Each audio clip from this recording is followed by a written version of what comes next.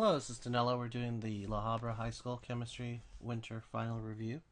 Looking at the review and seeing what some of the answers are on the final review. First, we're starting off with how many valence electrons are in an atom of magnesium?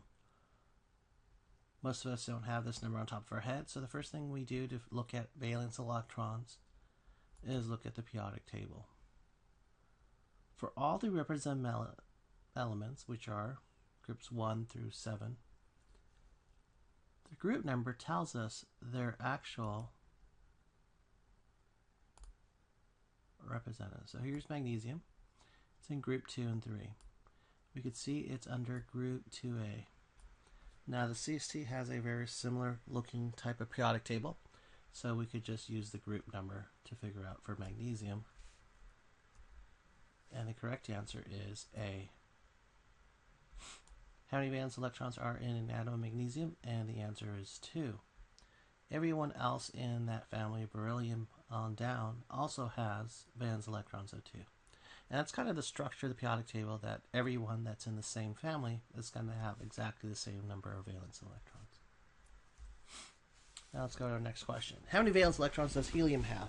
Helium doesn't follow this rule, of course, it's the exception.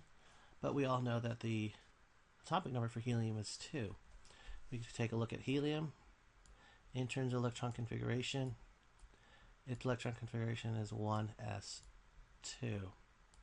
So it has 2 electrons, and they're both in period 1 or that. So the answer to how many valence electrons does helium have is 2. Now let's read number 3. The electrons in the highest occupied energy of an atom are called orbital electrons, valence electrons, anions, or cations. The correct answer, it's one of those 4. The answer is valence electrons. Many students choose A because it sounds something we talk about orbitals all the time. It sounds familiar, but they prefer to choose something that looks familiar that they don't. The reason why orbital electrons would be the wrong answer is because you have orbital electrons on the inside as well as the outside. So valence electrons is only talking about the highest occupied energy level. Also, that coincides with your periods with the periodic table. Now let's look at both more periodic table questions review. The first one is, how does sodium obey the octet rule when reacting to form compounds? It A, gains electrons. It gives up electrons. It does not change its number of electrons. Or D, calcium does not obey the octet rule. Well, the answer here is that sodium is a metal, and metals have the tendency to give up electrons. All metals give up electrons to form cations. An analogy is that, for students in lunch, if you forgot your lunch and it's 40 minutes away, do you go through all that effort to either call your mom or go walk that 5-mile walk home and get your lunch? The outer orbitals requires a lot of energy for most metals, and they're just too lazy to keep up with all that extra work.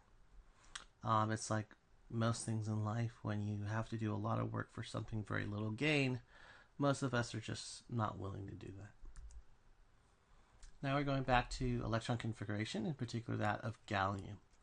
Now there's different ways to solve it, but the most important thing is actually take a look at gallium on the periodic table. And we see here's gallium. We don't know what it is. It's not something we usually work with that often. It's in group 3, and it's in period 4. Those two things are very important. So let's just see, and this group from everywhere from 3 to 6 is what we look for, the p orbitals. So it's actually only going to have a 4p1. So that's the first thing we want to go back to our answer and see, does anyone have a 4p1? And then we notice that it's D. It has a 4p1. No one else has a 4p1, so that's the answer. There are 2 ways to solve this problem. One is to use the periodic table and look at all the ones that have the filled up d orbitals and choose the one that has that 4p1. The other approach is to see what should be the last valence electron, which is 4p1, and just use the process of elimination, saying these guys just not going to work out. Just don't have the right information. Now we're looking at the periodic table, and we're going to look at the charge for selenium ion and make sure we get the right minus or plus as well. So where's selenium? It's not here, right? It's actually right here underneath, part of the oxygen family.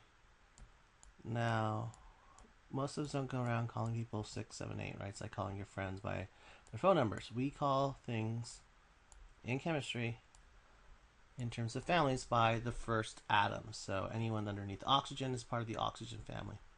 Most of us are pretty familiar with the charge for oxygen. Oxygen has a -2 charge. And the easiest way to do this problem is actually to know that it's part of the oxygen family and the charge is -2. The other way to do this problem is actually to go to the group number, which is 6A, and subtract 8. And you can do that for mostly 5, 6, 7, and nonmetals in particular. And you would get the charge. Being 6 minus 8 would give you that -2 charge. We're going over a more octet rule. The octet rule states that in chemical compounds, atoms tend to either A, look for the electron configuration of a noble gas, B, they have more protons than electrons, C, they have 8 electrons in the principal energy shell, or they have more electrons than protons. So the answer is the octet rule, even though it's not named the right way for most chemistry students, is that the electron configuration of a noble gas. And for most electrons, this is going to be 8. The obviously exception being lithium, beryllium, hydrogen, helium, which only need to have 2 electrons in their outermost shell. Obviously, answer C is kind of the get the students to guess on it, even though it's the wrong answer. Answer D, having more electrons than protons, is specifically referring to anions, which is not really has anything to do with the octet rule right now. And this protons more than electrons is just not the right answers. There are many same name of electrons and protons in all atoms, and we're talking about atoms, not ions here. And this is one of the basic theories of subatomic theory. Just be careful about the octet rule. Just don't always put blindly it's the one with 8. Periodic table. How many electrons does potassium have to give up to obtain noble gift? Now the question is give up, right? That's something students may not be aware of, just that vocabulary. Give up, what does that mean? That means that they're not going to have that electron, in the case of potassium, in its outermost shell. And that is something being held in the 4th, which is a lot, pretty far. It requires a lot of energy for potassium to maintain that electron out there. So it's in period 4, so it's pretty out there.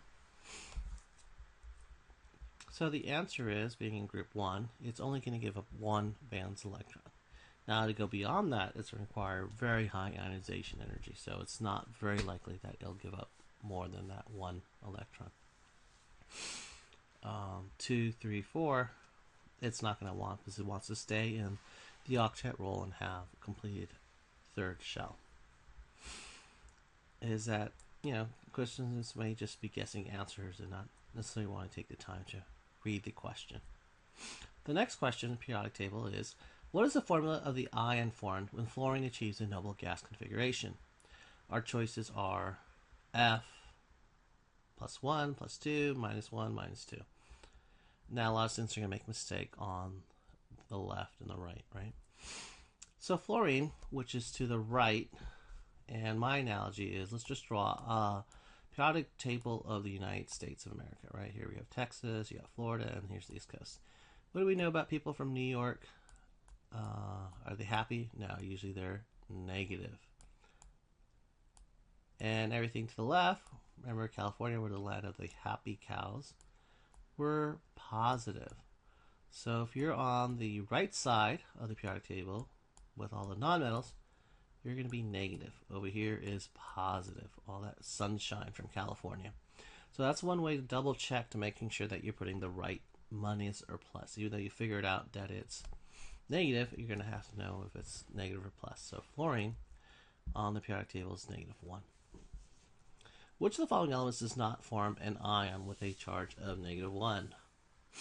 Now, the important thing is to figure out who does not fit within this group. Fluorine, iodine, and bromine are all halogens. So the only guy that doesn't fit there would be sodium. So it'd be a good guess to guess that sodium, which actually has a +1 charge, does not fit in with the rest of the halogens. So part of test taking is to figure out that these three are in the same group and sodium does not fit in. So obviously that's the answer to choose, which is A, sodium does not. The keyword is not. A lot of students might just be going really fast to the test. They're in a rush to get over. Their mind's not thinking. And they all know that fluorine and iodine are the same group. So if you just look at the first right answer, you're not answering this not type of question, which is difficult for some students. Now we're going back to electron configuration. A lot of us has forgot this is about 3-4 months ago that it was taught. Now, noble gas, I'm just using a simple analogy that mine is you have to have, for me, the perfect dinner has a 2-liter soda and 6 slices of pizza. So it's 2 liters of Coke and 6 slices of pizza, right? Of soda. And then 6 pieces. So it has to have 6 in the P and 2 in the S, basically, to be a noble gas. This doesn't have, it has a D. That's not, you don't want that. You have 3, that looks pretty good, right? You got the 3S, 3V, that's filled, right? And then you have that, which is the 4S2. So obviously this is wrong. This technically could fit, and that's why it's called a pseudo, there's actually a word for it, a pseudo noble gas configuration. And that happens with people like chromium and silver that actually have a pseudo net. But it's not because the outermost shell has these extra G's there, so it's not right. So the only noble gas would be B, which is argon, which has a 1, 2, 3 completed shells. Next is, how does oxygen obey the octet rule when reacting to form compounds? Does it gain? Does it give up electrons? And my rule is when we look at stuff that's electronegative on the right-hand corner, that it's just, imagine if you're getting paid. If you're supposed to be getting paid $800 a week and you only got paid $600, would you complain and do whatever and follow up, make sure you get paid that extra $200? Of course you would. So that's what oxygen's doing. It was so close to becoming a noble gas or having a complete octet that it wants to gain what it was missing in terms of that 2 electrons that it's missing. Oxygen is 2 electrons from the octet rule, and it really wants to be complete. Which of the following is the electron configuration of the fluorine ion? This is a concept that a lot of students are getting confused on in terms of their first guess is just to write out, oh, fluorine, and I know the electron configuration, they're proud of it, and they're going to put down 1s2, 2s2, 2p5, which is the right one for fluorine, but that's not the right answer for fluorine. That would be B, which is actually fluorine, which it has, what the negative stands for, it has the extra electron. It goes from 2p5 to 2p6. So the answer is B, 2p6. A good guess for most ions is neon, since most commonly used atoms that we use in chemistry class, like carbon, nitrogen, oxygen, all look like neon. Students may not use answer B because they think it has to be written like 1s2, 2s2, you know, where I don't see 2s2, 2p6. So we have to be able to do definitions knowing that neon is actually a noble gas and it fits 2s2, 2p6. Potassium ion looks like argon, but it's obviously very, very huge in terms of a lot bigger than neon. Now we have to look at iodine. Iodine, this is a pretty hard, not in terms of that difficult, but iodine is way down there for the halogens in terms of it's going to have a lot of stuff in there. So here's iodine. It's in 2, 3, 4, 5. It's in 5s. It's going to have a 5s, all that 5 stuff. And it's going to actually look like xenon. It's going to make sure that its 5s2 and 5p6 are all complete. So the correct answer is, with the 5s2s and 5p6 complete, is A. The rest of them don't have, B doesn't have anything in the 5s, C doesn't have complete 5, and D doesn't have anything in the 5s as well. So the answer has to look like xenon, which is 5s2, 5p6, which has to be complete. Number 15. What is the charge on the cation in the ionic compound of sodium sulfide? Wow, this is, I would think, one of the most difficult questions on this assessment in terms of what the heck are they talking about. So there's a lot of vocabulary going on here. First of all, you talk about ionic compound. Ionic compounds are always neutral, so their charge would be 0, and that's kind of the misleading answer, which is wrong, because we're not talking about the ionic compound. What are we talking about? We're talking about the cation. So is the cation the sodium or the sulfide? 50-50 guess. Now we have to go back to our drawing of the happy cat, with a big smile, right? And positive. How do we become positive as a cation? We have to have obviously a positive charge. And sodium, when you look at the periodic table, it's group 1. So we know the charge is 1, so that's our right answer. It is a +1 charge. But it took a lot of figuring out in terms of what are we solving for. Are we solving for the cation? Are we solving for sulfide or sodium? Are we solving for the ionic compound? Once we know that, we can figure out, oh yeah, sodium has a +1 charge once we break that down into that. Most of the students, would be somewhat difficult in terms of figuring out what the question's actually asking for. Number 16, which of the following occurs in ionic bound? Pure definitional. Ionic bound has a lot of stuff going for it. It has definition-wise, it is two opposites that attract, kind of like life in general. Two atoms that share electrons is obviously going to be covalent bonds. Two atoms share more than 2 electrons. That's more sharing, which is more covalent bonds. Like charged ions attract. Ionic bonds are always formed between a cation and anion, which are opposites. One's positive and one's negative, so that would not be the right answer. So the right answer is oppositely charged ions. Ionic bond, here's just the definition, is between a metal or non-metal. The other way to look at it is between a cation and an anion. So students need to be able to go back and forth through the different definitions and terms and know that we're talking still about an ionic compound or ionic element. Number 17. Which of the following is true of ionic compounds? And this is just one where these are all the properties of ionic compound. It's held together by ionic bonds, composed of anions and cations, and the answer is simply all of the above. This is to see if the students know all the properties from definitional. This is as straightforward as you can get in terms of question, in terms of straight out of the textbook. And also, like, if students just don't look at, oh yeah, just jumping at the first answer. Oh, it's held by ionic bonds, so it's the right answer, right? B. They don't look at all the answers, including D, which says all above. So, important test technique in heat, before you put any answer down, you make sure that you verify A, B, C, and D to make sure what kind of question is being asked and what kind of responses are there available. Now we're looking at aluminum oxide. Aluminum oxide should obviously be memorized by most students because we do work with it so many times, but there's different ways to derive it and figure out if you have the right one. So most students are familiar with this problem with balancing. It's a classical balancing problem. Aluminum gets its charge +3 because it's in group 3, while oxygen is -2 or group 6, so it has a -2 charge. Students that don't want to memorize common atoms should be practicing balancing. There's videos on YouTube where you can get more information on that. And what you do is basically the first step is to make sure, are the charges the same? In this case, they're not. We have an Al +3 and an oxygen -2.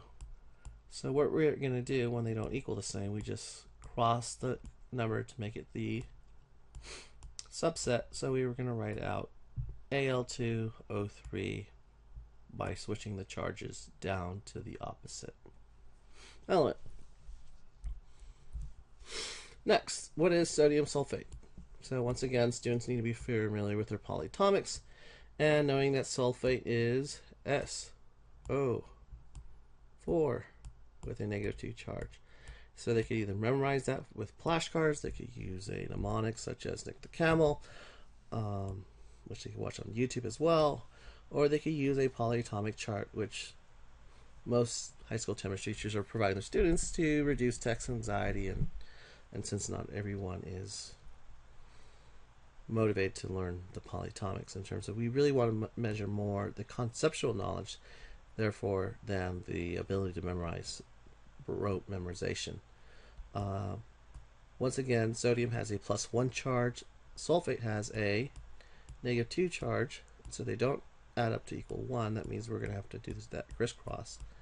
So with polyatomics, when we do the crossing, it's the same thing, but we just treat it as one unit, right? So this has a -2. So that 2 comes down here, and that 1 goes over here. So we cross that here, cross that there. And obviously we're not going to write a 1 subscript, so we just write out Na2SO4 to do the correct balancing of the chemical formula. Now this one revolves a little bit of definitions and knowing the naming of polyatomics and chemical formulas. Which of the following compounds has the formula of CuNO3, which is A, copper 1 nitrate, B, copper 2 nitrate, C, copper nitrate, and D, copper nitrogen oxide. And if the teacher wanted to be a little bit meaner, they could also put copper nitride. So a lot of students get confused between nitrate and nitride. In this, we have copper. Students need to recognize, without being prompted, to recognize what kind of metal is copper. When it comes to proper naming, copper is a transition metal, which means you're all going to include the appropriate Roman numeral. The fact that nitrate has a -1 charge from your polyatomic chart, that means that because there's a 1-to-1 ratio, that means copper has to be, in this particular case, +1. So the right answer is A, copper 1 nitrate. Most students think that NO3 is actually nitride, which is not one of your answers. All transition metals should always have a charge. And it's difficult. This tests students' ability to recognize between different metals, like an alkali, alkaline, and transition metal. But a lot of students are just not prepared in terms of memorizing that. Let's look at 21. Which of the following pairs of elements is most likely to form an ionic compound? So we have barium and fluorine, phosphorus and sulfur, oxygen and chlorine, and sodium and aluminum. Let's just look at these. Sodium and aluminum are both metals. Oxygen and chlorine are both nonmetals. Phosphorus and sulfur are both nonmetals. And the only one that has something different, barium plus fluorine negative, would be barium sulfurfluorine. So the correct answer is barium fluorine. It's a difficult definition type problem question. It's much easier just to say, well, is lithium a metal or non-metal? And it involves students to actually kind of figure out from these 4 choices. This problem requires the students see which of the elements are metals. In this case, only barium and fluorine are the metal and non-metal combination. 22. Which of the following particles are free to drift in metals? This is just a simple sizing problem, right? So my example is, if you live in San Francisco, if you have to have some form of transportation, obviously a bicycle or rollerblades is a lot more efficient in terms of parking than having a big car like an Escalade or F-350 or some huge car. So students need to recognize that an electron is about 2,000 times smaller than either a proton, a neutron, or a cation. Cation is just basically a fancy word of saying, ooh, a big atom. And we know atoms are made out of lots of neutrons and protons, so they're going to be a lot bigger than an electron. So the guy that's the smallest is the guy that's going to be able to drift in metals. So the only logical answer would be B. Students can either memorize that's what metallic metals are about, and bonds, or they could just figure out that they're so small that they'll most likely be moving around. What is the basis of a metallic bond? So we can have the attraction of metals to mobile electrons, attraction between neutral metal atoms. That's not it. The neutralization of protons by electrons, which really doesn't have anything to do with just metals. or the attraction of opposite. And that's once again the formula for ionic compound. So the only right answer is for the CO electrons model is the attraction of metal ions to mobile electrons. Mobile electrons have a negative charge, and metal ions, cations, have a positive charge. So there's going to be attraction from a metal ion to all the electrons that are floating around in that metal. So that's the right answer. 24. What characteristic of metals makes them good collectors of electricity?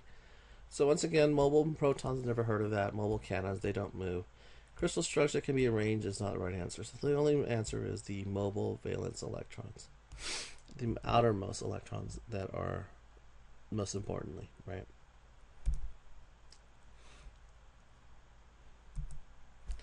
Uh, 25. Which of these elements exists as diatomic molecules? Is it hydrogen, helium, argon, and potassium? So first of all, potassium usually forms a cation. So someone that forms a cation is very unlikely to make a diatomic molecule, which is about sharing. That's a covalent bond. Hydrogen is a good candidate. And then both neon and argon are obviously monotopics or noble gases. So if we looked at them, they already complete the octet rule, which means they already have their 8 electrons on the outermost shell. So they're not really good candidates to be diatomic. So the only guy on this list is hydrogen, which has 1 electron, but it wants to have 2 electrons.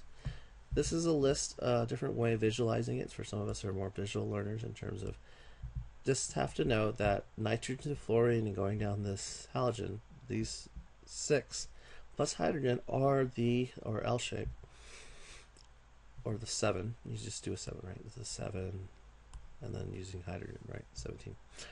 That this is how you figure out who the diatomics are. And these are all important molecules. They form important reactions for combustion, or just they're important in nature. So the answer is H, and we already reasoned out why neon and argon for being noble gases and potassium, which is a cation, are not the right answers.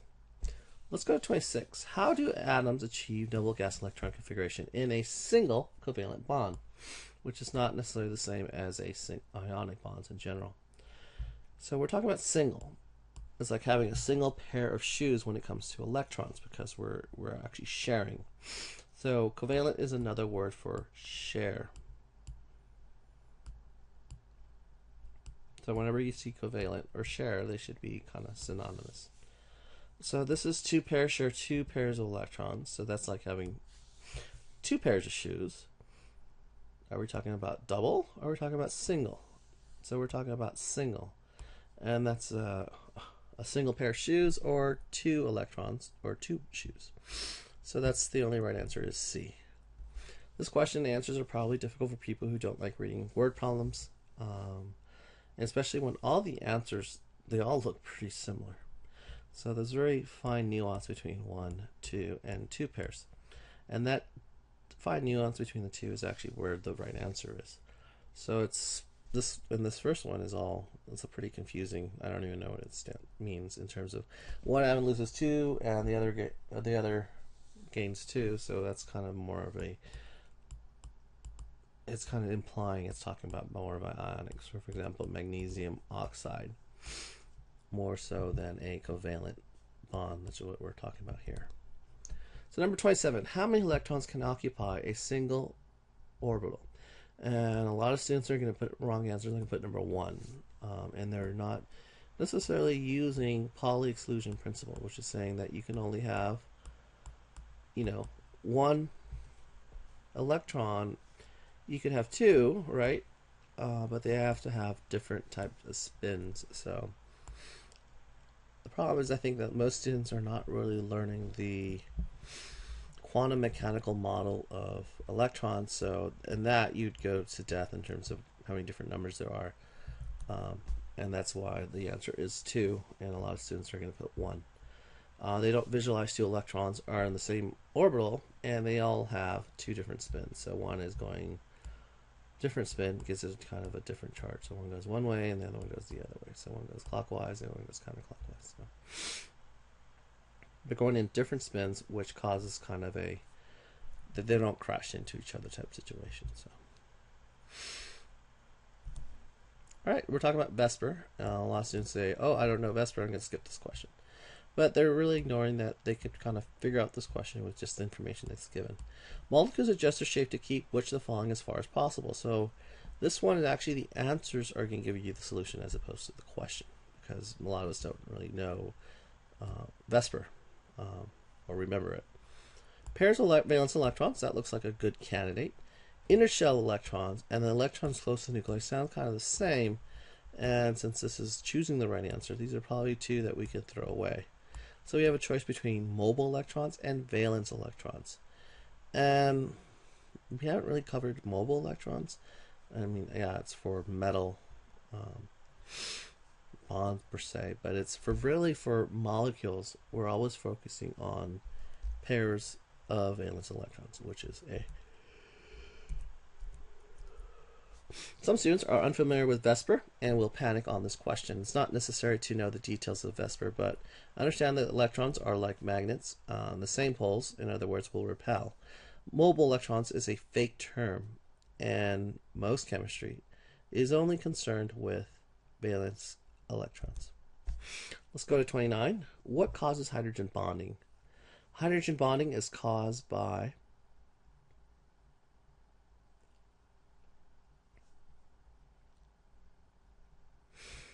attraction between ions. So we see that we have all these definitions that look familiar from what we've learned in chemistry class, but they're actually describing other types of bonds. A between ions is anything that has ions on it is going to be ionic bond. Motion of electrons, that goes to C of electrons, which is metallic bond. Sharing electrons, sharing is always synonymous with covalent bonds. So they're only answered by process of elimination. Bonding of covalent bonded hydrogen ions with unshared electrons is D. It has a small negative charge where the electron pair is, and also a positive charge with the hydrogen. Now we're going back to what we're currently covering, which is stoichiometry. The calculation of quantities of chemical equations called, I always say, stoichiometry. Dimensional analysis is something we learned way back when we learned significant figures. Percent composition. Percent composition has to do with, percent composition of for example, hydrogen and water. We got to figure out by weight how much hydrogen we have compared to oxygen. It can be a reference to how many molecules. So it's talking about what it's composed of, and percent yield is an equation that we just learned regarding the lab work in terms of what do we actually get in a lab or in a manufacturing situation over the theoretical yield. So that's what we're looking for when we do that. So the answer obviously is stoichiometry. This is a key term in chemical equations, and the other ones just do not apply to that word, chemical equations. Here we get to do an actual example of stoichiometry. So if we have 1 egg and 1/3 of cup are needed, we need to figure out how many cups we have, right? And if we just did 1 bag, 1 brownie, 3 eggs, which means we need 3 brownies, would be the right answer, which is C. And this is how we do the work. Show your work, you gotta write the given. The given is the 3 eggs and 1 cup of oil. The wanted is question mark, how many bags of brownie mix? The known is 1 bag of brownie to 1 egg, which is the ratio, or 1/3 cup of oil to 1 bag of brownie. Obviously, we don't really want to work with fractions if we don't have to, so just stick to the eggs. 3 eggs times 1 bag of brownie over 1 egg gives us 3 bags of brownies. We can do the same thing with the oil. We'll find out that they're both will give us the same answer, but basically we want to make the math as easy as we can. Let's go to 32. In every chemical reaction, there's a lot of good answers here. They all look good, but it's kind of hard. I guess there's 2 constants looking at in terms of mass and molecules are conserved. The reason why molecules are not conserved because sometimes we do a reaction such as H2 plus O2 gives us H2O. The number of moles on one side is not going to be the same number of molecules on the other side, just because there's different coefficients in the way that we're sometimes combining two molecules to make a new one, or it's called synthesis. So that's not going to be true. The molecules part is wrong, so that means A and D are wrong. We know mass is going to be conserved all the time, so A and C look like good answers, but we just took out that. So now we got to look at liters, right? So liters is kind of tricky because there are reactions where in H2O or making ammonia that it is conserved, but there are situations where we're dealing with liquids and solids, and we're not really dealing with conservation of liters. So that's why this is it's kind of a half right answer, but it's not the correct answer. So the correct answer is C, that mass of atoms are conserved. Mass is always conserved, and what we do for the most part when we balance reactions is we're always counting the number of atoms on one side, on the left, and making sure it's the same as the right. So we want to make sure that we have, for example, for the water combustion reaction we have, or for the water synthesis reaction, we have 4H on this side, and we have 4H on here, and we have 2 oxygen over here, and 2 oxygen on the right side, even though they're involved in different molecules. The important thing is that the number of atoms on both sides add up to 4H, 4H, 2 oxygens, 2 oxygens. All right, let's go to 33. In chemical reaction, the mass of products it's always equal to the mass of the reactants. And I think a lot of people are putting A because they think this is a reference to a lab situation. And we're not really talking about lab work here. This is all theoretical questions that we're presenting to you. So the correct answer is C, which is talking about just the theoretical side of the law of conservation of mass. Obviously, the law of conservation of mass does not work when you have, for example, I cook with my 4-year-old daughter, and she likes to spill stuff all over the floor. So the conservation of mass does not work for the same reasons in a real lab, because there's always error, user error, and also some reactions just don't go to completion. Maybe this situation is not optimal. There's a lot of reasons to that, which is the real world. But when we're doing equations and solving them, on the whiteboard or on the classroom or on an assessment, it's always talking about more of the theoretical side. Let's look at 34. It's also a very tricky definitional type of question. It's trying to figure out, do you know what's really being balanced? So obviously we have 11 and 9 of something. Those reactions, always talking for the most part, when we do our ratios, is always talking about moles. So we have 9 reactants, which is the stuff on the left side, and we have products, which is to the right. The 9 grams of reactants, this is completely wrong, right? Grams to grams, we don't convert directly from grams to grams. So when we do stoichiometry, we always have to first to go through the molar map, going first to moles before we can balance our equation. So B is a very wrong answer. C is liters, which sometimes could work, but sometimes we have, in this case was actually gas. I didn't write these down. It was gas, and this was actually a solid. So they don't work out because sometimes you have to deal with solids and liquids and aqueous solutions. So liters does not work in most of the cases. And then atoms, obviously we're not dealing with atoms. These guys are called molecules, so we're just dealing with different concepts. So there's not really 9 atoms, so I'm not sure what that answer is about. So the correct answer is 9. 9 moles of reactants chemically react with 11 moles of product.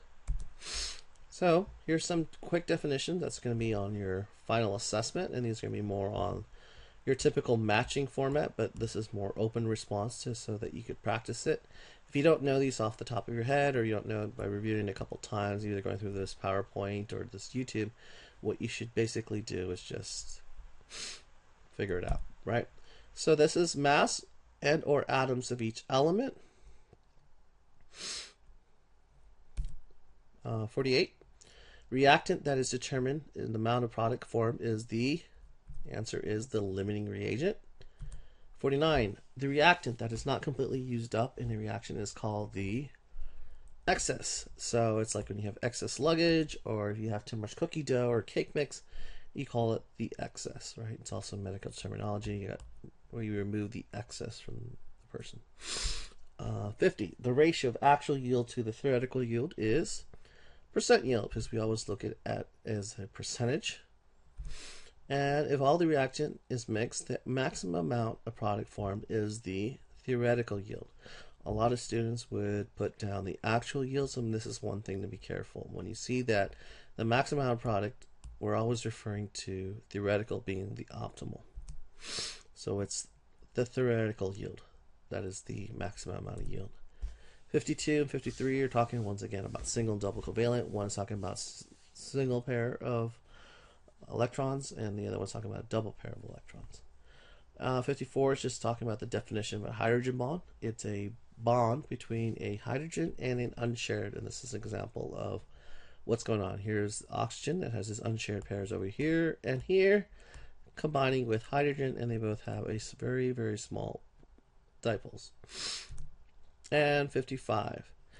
And bond is found between atoms of significantly different electricities. And this is once again testing you for your knowledge of ionic bonds in terms of made out of metals and non-metals. Another way of saying that is that they have very different electronegativities. I think we're